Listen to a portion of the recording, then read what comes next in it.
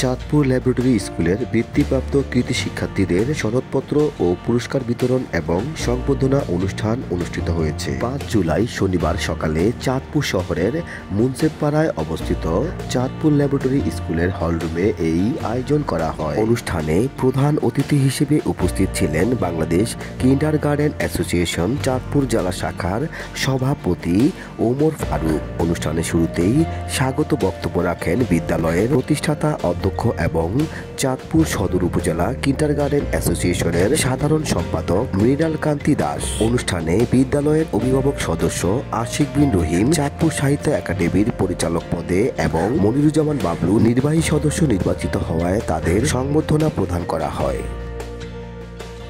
সকাল 9টায় অনুষ্ঠিত হয় বিদ্যালয়ের ক্ষুদে শিক্ষার্থীদের অংশগ্রহণে যেমন খুশি তেমন সাজো। এরপর সকাল 10টায় অনুষ্ঠিত হয় বিদ্যালয়ের অভিভাবক এবং শিক্ষকদের অংশগ্রহণে হাড়ি ভাঙা খেলা। এতে বিদ্যালয়ের শিক্ষার্থী, অভিভাবক এবং শিক্ষকদের মাঝে ব্যাপক উৎসাহ উদ্দীপনা লক্ষ্য করা গেছে। তারা প্রত্যেকে আনন্দঘন পরিবেশে এই মজার ইভেন্টগুলো উপভোগ করেন।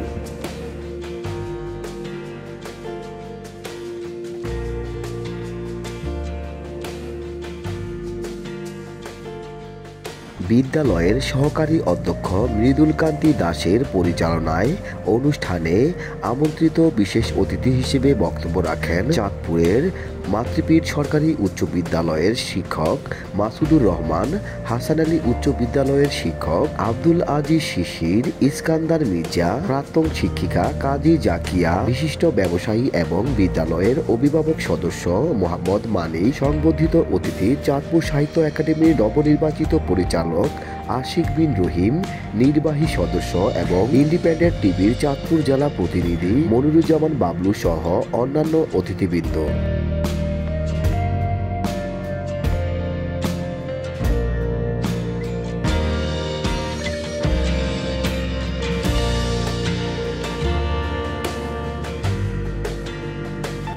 আমন্ত্রিত অতিথি তাদের বক্তব্যে বলেন, চাঁদপুর শহরের আধুনিক এবং মানসম্মত শিশু শিক্ষার অন্যতম বিদ্যাপীঠ চাঁদপুর ল্যাবরেটরি স্কুল। বিদ্যালয়টি প্রতিষ্ঠার পর থেকে সুনামের সাথে শিশুদের শিক্ষা প্রদান করে আসছে। আমরা আশা করব আগামীতেও বিদ্যালয়টি তাদের ধারাবাহিক অগ্রগতি এবং উন্নতি ধরে রাখবে। তারা নতুন প্রজন্মকে একটি আধুনিক এবং মানসম্মত শিক্ষা উপহার দিবে। বর্ণাঢ্য এই আয়োজনের সার্বিক তত্ত্বাবধানে ছিলেন বিদ্যালয়ের উপদেষ্টা দুলাল গোস্বামী, সহকারী প্রধান শিক্ষক অঞ্জন দত্ত সহ বিদ্যালয়ের সকল শিক্ষকবৃন্দ।